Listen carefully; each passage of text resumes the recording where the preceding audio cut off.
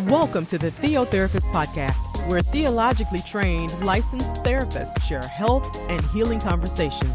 Join our host, Dr. Catrice Glenn, for conversations about real-life issues from both theological and therapeutic perspectives. Each week, we speak to guiding questions with real-life application, humor, and engaging guests to share meaningful dialogues with our listeners. Let's begin. Welcome to the Theotherapist Podcast. This is our second episode. Today we have an awesome guest with us, and I want to thank her for being here with us for our second episode. We have Dr. Faye Weems-Singleton, THD, LMFT, also an MDiv and an MS in there as well. We're so thankful to have her join us today. We've got a great topic. She has an awesome background. Good morning to you, or good evening to you. Good evening. It's a pleasure to be here. I'm excited about this topic and excited about just being here with you. I'm so glad you're here. Thank you for being a part of this. This is a great opportunity, I think, for others to get a chance to hear from some theologically trained therapists. That was the origin of the Theotherapist Podcast. And so here we get an opportunity to kind of speak to the intersection points between theology and therapy, and speak to some real life application situations, scenarios, and how we just see it from different perspectives and where we see the intersection points. So a little bit about your background. You are a licensed marriage family therapist and been practicing for over a decade, I see, right? Yes, I have. Yeah. Awesome. I'm going to give you an opportunity to talk about your practice in just a second. Also, you are an assistant professor of pastoral care and counseling, and you've been doing that either working in higher ed or working in seminaries for over 20 years of ed. In some of our background talk, we have crisscrossed in so many ways in our careers. I was a college counselor at Georgia Perimeter for about 6 years, in addition to, teaching in higher ed in a lot of different spaces. And I now teach seminary as well as I'm a licensed professional counselor. So, and we both have come through the THD program, which is our terminal degree. It's a terminal doctorate. And so it's just a great opportunity to have somebody who shares so many intersection points with me to come into the podcast. So welcome. You want to tell us a little bit more about your background or anything else you want to highlight? Well, as you said, I love the idea of how you have put this podcast together for us to really share and talk more about the intersection of psychology and spirituality and how we have navigated those kinds of spaces for quite some time. And many people, as you said, aren't even aware of our presence. And so this is great. I find in my practice that many people are oftentimes in spiritual crisis. Sometimes they are aware, sometimes not. But somehow or another, we always come back to that space. I am predominantly virtual right now in terms of my practice. It's amazing how during the pandemic, my clientele increased substantially. And so many of those persons prefer the virtual platform. I do go into the office twice a month because there are clients who still state I need to be in person, and I give that option to my virtual clients also. My home base is with Research Institute for Counseling and Education, the acronym RICE.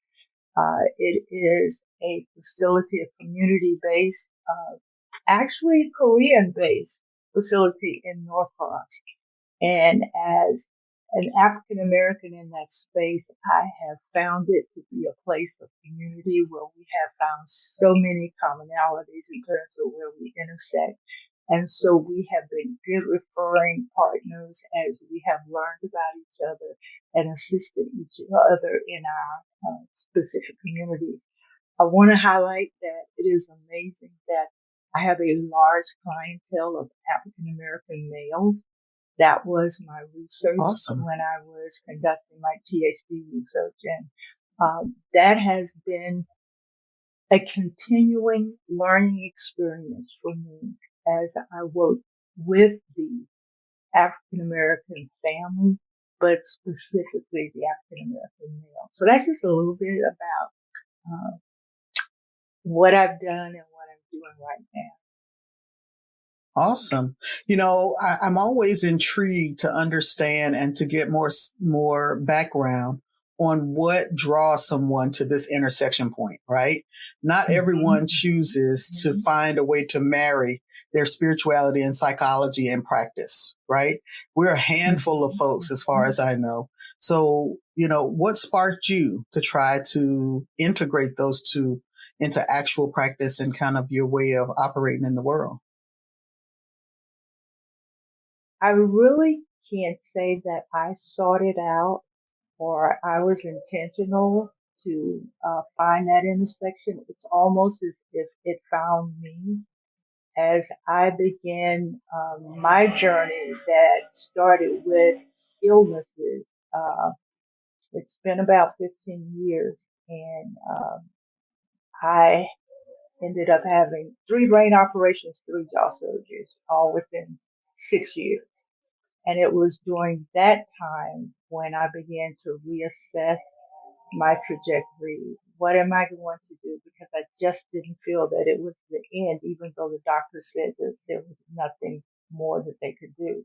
I felt that there was more to my life, and I began to look into not only my spiritual base, but what were the psychological factors that may be holding me back. So that's what I mean by it found me. And so that propelled me to come to seminary and begin the journey. And even as I came into the journey, my pastor in Florida, who endorsed me to come to seminary, stated that pastoral care, that area he felt was for me. And I said, no, no, no, I like it, but that's not what I want to do. And I kept pushing that I don't know what I want to do, but I really don't think it's that. I really think it has more to do with preaching. I was just really, he said, Faye, I'm not sure, but there's something about what the journey you've been on, the questions that you continue to ask that cause me to believe that pastoral care is your area. So in the midst of my seminary work, taking my first pastoral care course, that's when I began to become more inquisitive about that intersection and began to do some introspection more about what was happening with me inside of me. So that's what I mean by it found me. I didn't find it. Mm-hmm. And for those who are listening, not necessarily familiar with all our terminology, pastoral care is not necessarily just work with pastors. It is a spiritually influenced and formed approach to caring for others, where we typically use psychological theory and let it inform the care and practice that we offer to others. So we both share in so many different touch points. But I'm also curious for you, how did this passion area of working with African American families and particularly African American men, which is so needed, how did that come up for you? Wow, this is a really interesting story, and it is what I use as the segue as I defended my dissertation, actually wrote it. Um, I had a call one morning at 2 a.m. And for those who are listening, in pastoral care, when we talk about something that has occurred with someone else or something someone else has said, we talk about whether or not we have permission to talk about. So my son gave me permission to talk about this. So I am not disclosing anything that he's not aware of. But he called me at 2 a.m. one morning, and he, of course, when I got the call, I was so alarmed because he's an African American male calling me this time in the morning. My heart is racing. I pick up the phone, and there he is saying, Mama, Mama. I'm like, what, baby? What's going on? He said, I'm here in the club, and this girl is standing right here next to me. I need you to tell her I'm a good boy. I need you to tell her I'm a good boy. And of course, not thinking. I said, put her on the phone, and I obliged and told her that. But when I got off the phone, I said to myself, hey, who was that? Why in the world, first of all, did your son need your validation that he would call you that time of the morning? And why did you acquiesce? And I began to think about that relationship between the African American male and his mother and how that impacts his relationship with other women. And that's how my research began regarding African American males in the family. Wow. And uh, I started to look at attachment theory and how that attachment to mom impacts the relationship, how the detachment, the neglect, all kinds of issues that occur between a mother and her son impact his ability to engage, relate, uh, be communal. So many factors impact that relationship. Oh man, there's just so much need in the community in America, in particular, to work with African American men and have a space, a safe space, to process through Mm-hmm. different relationship dynamics, through Mm-hmm. personal identity and development issues. And so that's just awesome. First of all, there are very few Mm-hmm. folks who are able to stand in that gap in that space and say, hey, this is Mm-hmm. a safe space for you. This is a sacred space. Come in here. Right. And so Yeah. awesome that you're doing that. Today's topic kind of piggybacks off of that, in that the majority of folks that we're going to be talking about will be men to a great degree. Mm-hmm. Today's Mm-hmm. topic is one that for us who are, pastoral theologians, who are pastoral care providers and practitioners, when we start talking about clergy and clergy leaders, our first thought is, are they getting care? Are they getting Mm-hmm. help? Mm-hmm. Right? Mm-hmm. And so today's Mm-hmm. topic for this particular episode, which I'm remiss in not saying in the beginning, is what happens when Mm-hmm. the pastor needs therapy, right? What happens when the Yeah. pastor needs therapy? So often, our clergy leaders, they often lead from a space of depletion sometimes. They lead in Mm-hmm. spaces where they're Mm-hmm. constantly giving and serving others. But it's usually when they make the news is when they've had some type of moral failure, or Yeah. they've had an incident of mental crisis. And that's when all of a sudden there is this great speculation about how is it that that leader needed help? Don't they have faith? Or how is it that that leader didn't go get help, because they lead so many others? Mm-hmm. And so this is a topic Mm-hmm. that comes up a lot, kind of in common everyday conversation, but not usually from a perspective of looking kind of behind the veil. What do we do if the pastor needs therapy? And so Yeah. I'm just curious, when I brought that topic to the surface from all the great work that you've been doing, what were your first thoughts with that? I was so excited to know that you wanted to delve into that area because we have lost so many pastors over the last decade. Um, Many are dying in the pulpit. There is an increased number of clergy who are suffering from depression. We have seen and heard about the suicides of pastors, and for our community, the African American community, it has been amazing for to many of us when we hear of African American pastors committing suicide. But it's so important for us to address this issue because many of us as clergy do not recognize what is termed as self-violence to our bodies. We don't even recognize how we are continually harming ourselves because we have internalized this idea of almost non-personhood, invincibility, indispensability. We don't need help. We don't. need to ask for help because we can do it all, and we're supposed to sacrifice ourselves. We use the scriptural text to state that we're supposed to kill this body, we're supposed to destroy it, and then we're going to have this place of redemption and salvation. We operate in some really toxic spaces that provide that self-harm. And so I think this is a critical topic so that we can start to recognize that God has provided an ordinance of self-care, that we have been ordained to love this body the way we love our neighbor. And that is an important commandment that we often neglect. I think that's so true. I think one of the things that comes up when topics like this come to the surface is, you know, how are pastors taught to take care of themselves, or are they even taught to take care of themselves?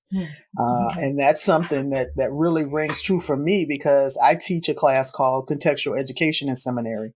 And that basically is what would be equivalent to preparing pastoral leaders to, go out and navigate what it means to understand religious education, what it means to understand church and community, but also what does it mean to care for others and be caring for themselves. And so I always harp on, clergy care and what does that mean for them. And, I send my students to therapy if I feel like they need therapy. Yes. I make sure that they understand and appreciate, what it means to have a Sabbath. I make sure that they understand and appreciate what it means to avoid burnout. Those of us who who are caregivers by nature, by heart, by spirit, by call, we tend to pour and pour and pour and pour and pour. And one of the biggest challenges with clergy mental health is burnout. It's burnout, it's depletion, it's not feeling as though we either can pull away or should pull away, or are choosing to be empowered by pulling away. And so oftentimes that leads to us, in other words, getting into spaces that aren't healthy. When we think in general of clergy leaders, often they don't feel like they can share, right? They don't feel like they can just come out and say, hey, I'm dealing with a bout of anxiety right now, or I'm dealing with a bout of depression. In some places, they've demonized what those two titles mean, those two symptoms mean. So then how do they come back and say, but I'm feeling this myself? When you think of the state of clergy mental health, what's coming up for you? As I listen to you talk about burnout and persons not having a space that's safe, that is what resonates with me, is where is the safe space? And I know that many of the persons, because many of the clients that I work with, as well as my students, well, of course, in seminary, most of those are pastors, some are bishops, presiding elders. And so many of my clients are in that same lane. They have shared with me that for so long they did not feel they had a safe, non-judgmental space. And that is what's difficult to find. And I believe that that is one of the reasons that I have as many African American men, many who are clergy who come to me, because they are looking for a safe, non-judgmental space. And they're not often even understanding or aware of what's going on inside of them. They know something's wrong. They know they're tired. They're weary. They aren't feeling the way they did when they first answered the call. And so I think it's important for clergy to first be able to name the pain, to name the feeling. And if there's no safe space for that, that's what's so difficult for many of them. And so I said many of them, but I should be saying for many of us, because I know I am continually having to remind myself, what is that you're feeling, Faye? What's going on? Why is it that you woke up with that crook in your neck, that pain in your shoulder, your back? because our stress resonates in different parts of our body. And so that's information for us when we have those challenges. It's just like when we're driving our car and the engine light comes on and then it goes off. And many of us will say, well, I used to, I don't do it anymore. We see that light come on, go, oh, okay, it's okay. But our bodies are like that engine light. It'll flicker and tell us, okay, wait a minute, hold on, slow down. And then finally it stays on, and many of us ignore it because we don't know where to go. Where is that safe space? Where can I go? Because I don't understand what's going on in me. I know that I used to be able to preach all these sermons, go to all these things, but I don't want to go anymore. I'm tired. And most of us are not able to name what's happening and have no space to go.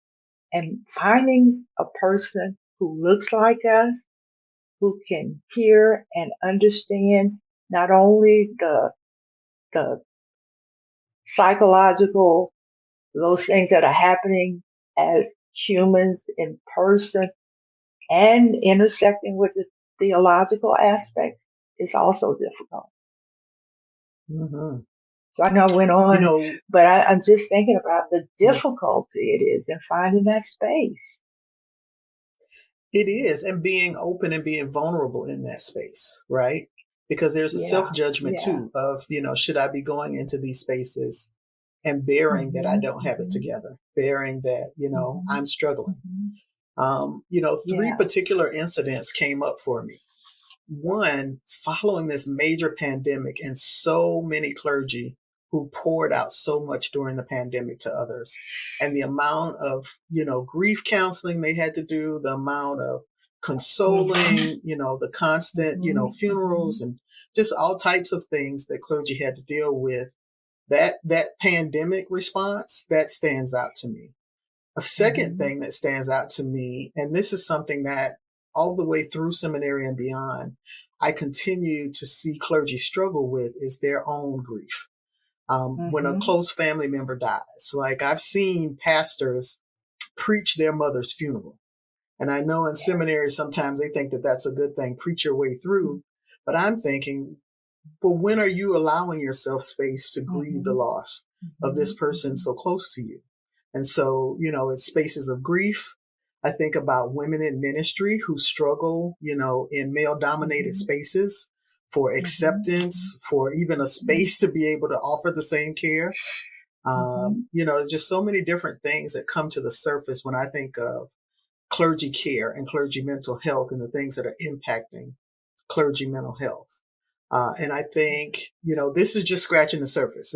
This could be a series, this Yes. particular topic. But today, my hope and my goal is that we can at least begin to kind of pull back a few layers of, Mhm, what are the challenges with offering and helping clergy get to mental health spaces, and then what mhm, are the spaces of connection that we can offer them, perhaps with their faith, right? Because mhm, so mhm, mhm, many see needing a therapist, unfortunately, as a weakness, as mhm, not mhm, lacking spiritual faith in some way.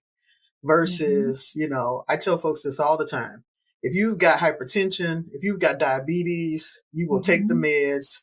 You'll listen to what that physician told you, hopefully, and mhm, you won't mhm, question that it's helpful to your body, right? mhm, But when it's mhm. time for mental health help, then you're questioning whether you even need the help, much less is that help beneficial to you. And so Yeah. I'd like for us to begin to touch a little bit more on, how do we begin that touchy space conversation about when someone of faith needs some mental health help? One of the ways in which I've been able to connect with clergy who succumb to the stigma that they should not seek out professional therapeutic help, or that it means that they are weak or that they don't have faith, is I take them back to the scriptures. I always ask them how much do they believe what they're reading in terms of the Old Testament and the New Testament canon. Um, and if they do believe what they're reading, do they believe that this text, this Old Testament canon and the New Testament is a model for them? And when they agree and say yes, I said, well, let's start with the Old Testament. So, first book of the Bible, Genesis. God created the earth in 7 days, and on the seventh day, God rested. God, who needs no rest, modeled for us that after working and toiling, we need rest. Why do you think God would do that? And then in the New Testament, we have Jesus who modeled it several times, sleeping in the boat when the disciples were, Master, do you not care? But one of my favorite passages is Mark 6:31, when we always talk about how the 5,000 and how many people that Jesus fed, but we neglect to talk about the fact that he told the disciples to sit down and rest. We neglect those passages where Jesus is talking about rest, where Jesus took time away. And I think the best way to really engage in that kind of conversation is to utilize the scriptures from which they're teaching from, and that being a starting place, and then move to that space of their humanity, that Jesus, who is divine, in his human body, modeled for us that human body needs rest. And so that's the place where I start, and I think is the place where it has been helpful. Hmm. I think that definitely would speak to those who resist that. Hey, I'm supposed to keep going. I'm supposed to keep going. One of the things that I've seen limp alongside many clergy leaders is workaholism. That Mm-hmm. need to constantly be producing or be doing something or be on the go or be available to any and everyone at all times of the day and night. I've talked to clergy who can't really take a family vacation because they want to be accessible to others outside of their family, in Mm-hmm. case a need comes up. Mm-hmm. And a lot of that stems Mm-hmm. from this inner battle, this inner working of, Mm-hmm. but I've got to be good Mm-hmm. enough. I've got to keep producing because I have to do it, right? And that's Yeah. so detrimental, right? Yeah. That space where you feel like you can't pull away or something bad is going to happen. That Yeah. oftentimes creates deficit. It creates lack in any of us. For women or for people who are not in the in clergy spaces, strong woman syndrome, same kind of concept. I've always got to be Yeah. pouring out. I've always got to make sure this person's got something, the person who can never sit down, the person who can never Mm-hmm. just rest and relax. And eventually that's going to wear on your body, your mind, and your spirit. Yeah. What is it? Is it the Um, Martha versus Mary dilemma? yeah. And I'm so glad you brought that scripture up because um, when I exegete that passage from a woman's perspective, I'm looking at Martha, who doesn't recognize that when Jesus said one thing that, we focus on that one thing being, oh, Mary knew how to sit at Jesus' feet and get everything she could. But that one thing could have also been that Mary knew how to stop, that she didn't have to continue to do everything. And Martha was having difficulty with seeing, wait a minute, you know how to stop all the stuff that needs to be done, and you just stop and spend time with Jesus. And I think that's something that we need to do. But one of the books that I use in several of my courses is Rest in the Storm by Kurt Byron Jones. And in that book, he speaks of a person by the name of Kevin Miller who came up with the 3 A's that causes clergy members not to rest, not to get the care that they need, to overwork to the point of burnout. And he said it is adrenaline, affirmation, and achievement. He said that we strive for achievement.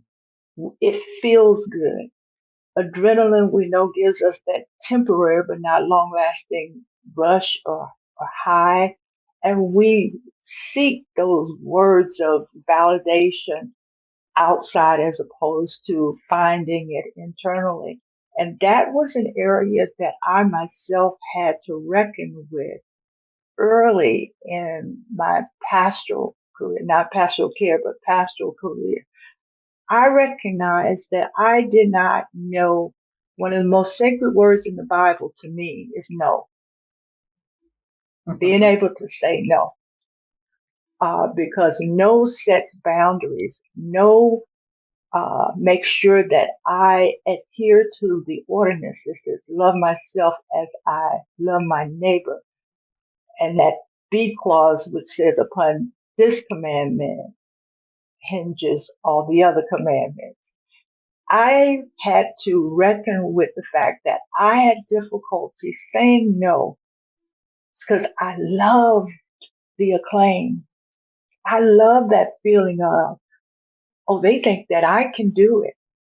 And even though we won't admit it, because that's what I mean by naming the pain, we have to be brutally honest with ourselves about what drives us, what makes us feel good, even if it's toxic.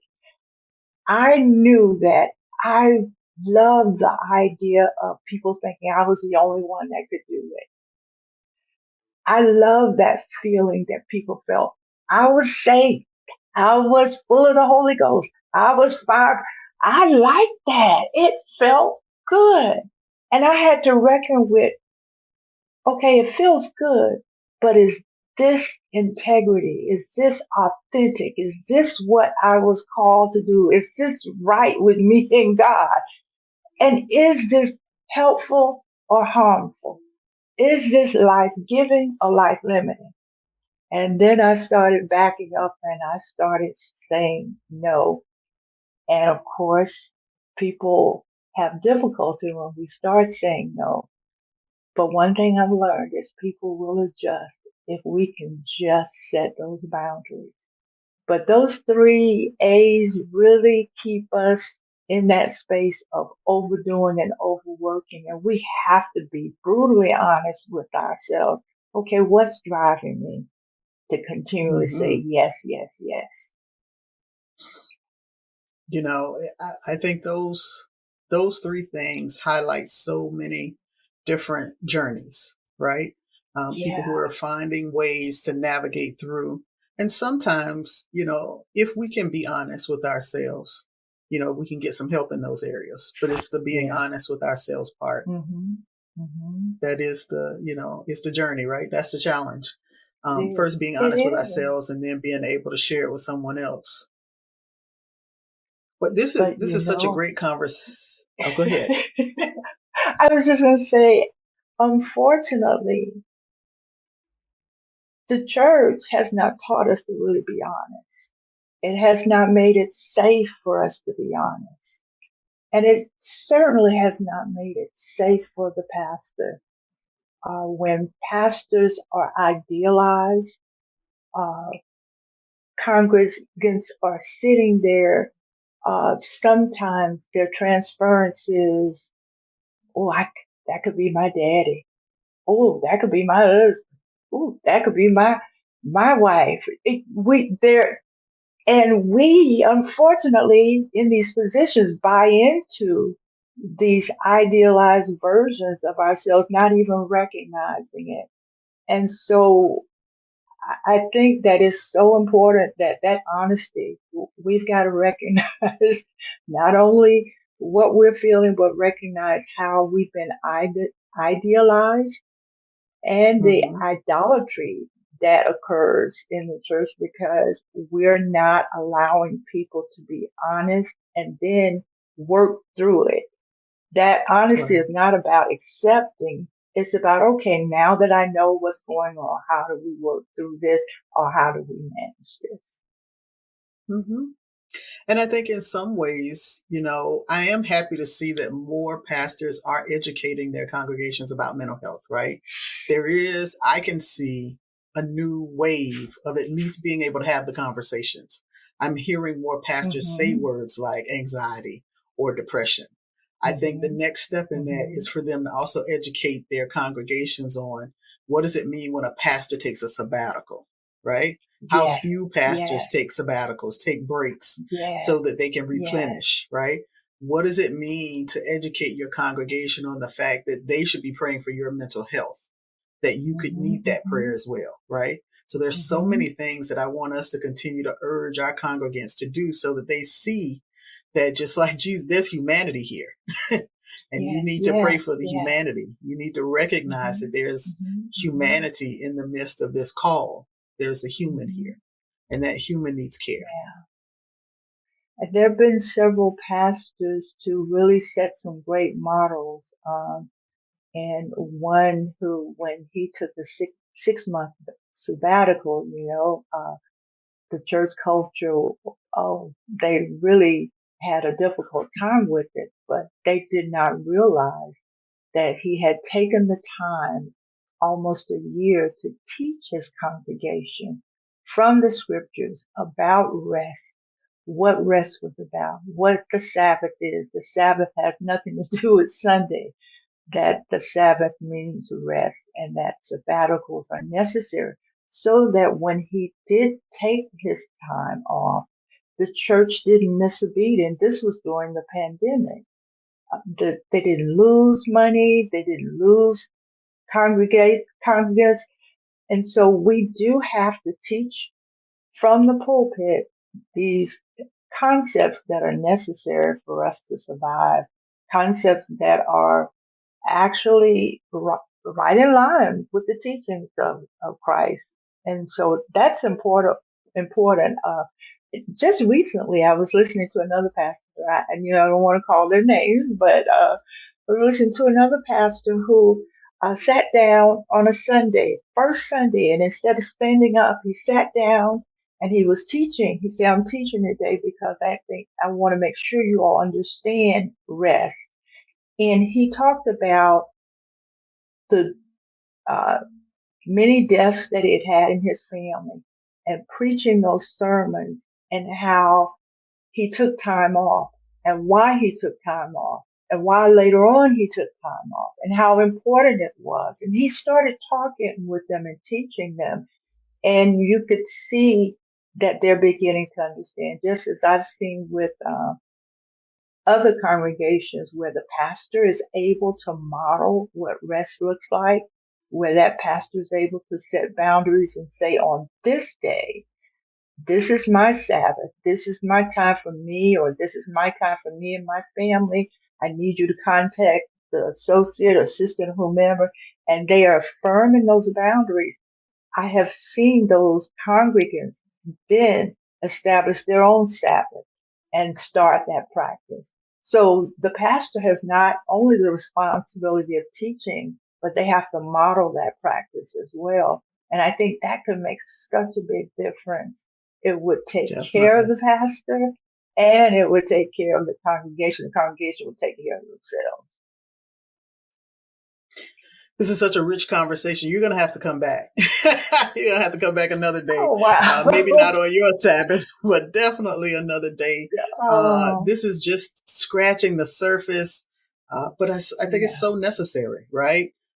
Just Yeah. mentioning this title to a few people, and they were intrigued just at the thought, at the notion of the pastor needing therapy. And Mm-hmm. so I think there's a lot more Mm-hmm. education to be Mm-hmm. done, but I think there's a lot more willingness that needs to happen. Willingness to see Yeah. clergy as humans and clergy being willing Mm-hmm. to do the things that are necessary so that they can be healthier long term. Yeah. And I believe that is the key. If we can start to see clergy as humans and not as this entity that is supposed to do it all, be it all, and more importantly, be Jesus. If we can see the human in this clergy, I think we can start to understand all the qualities that go alongside being a human.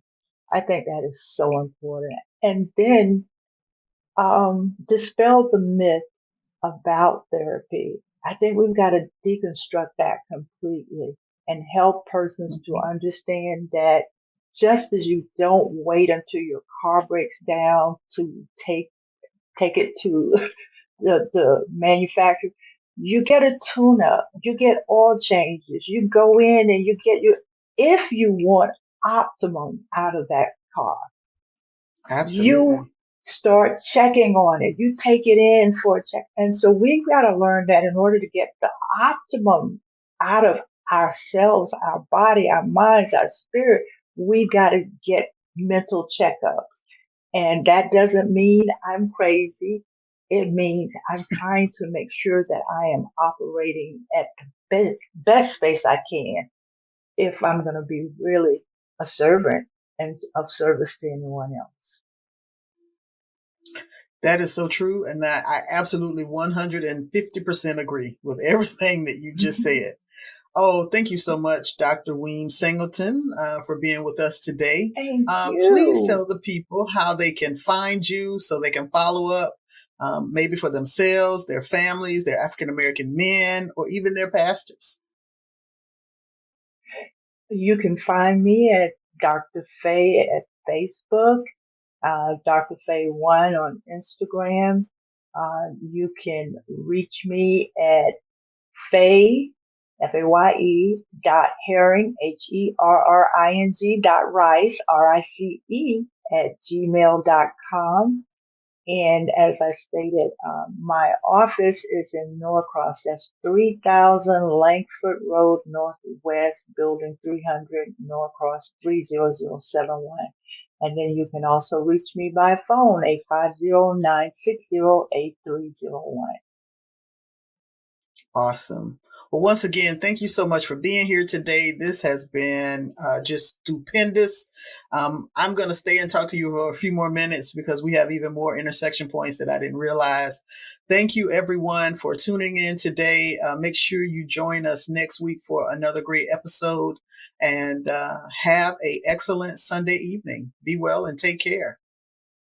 Bye-bye.